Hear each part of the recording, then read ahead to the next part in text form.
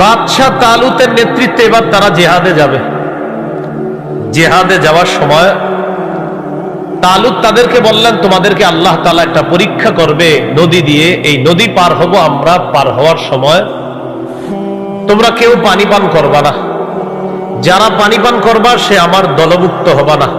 হ্যাঁ, তবে যদি হাতের মধ্যে এক আজলা পরিমাণ পানি এসে যায় এটা ভিন্ন কথা।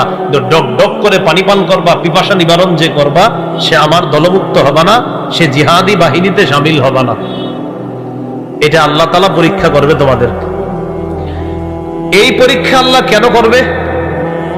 মুফাসসিরিনে কেরাম লিখেছেন এখানে আল্লাহ পরীক্ষা করবে সেনাবাহিনী সেনাপতিকে কতটুকু মান্য করে, এটা পরীক্ষা করার জন্য আল্লাহ পরীক্ষা করবে। সেনাবাহিনীকে যারা থাকবে তারা সেনাপতিকে মানার জন্য কি কি যোগ্যতা দরকার আছে এই ব্যাপারে আমি বলবো, যেটার আরবি হলো ইতাআত বা আনুগত্য করা। যে ইতাআত শব্দ নিয়ে পুরা দেশ উত্তাল। আচ্ছা,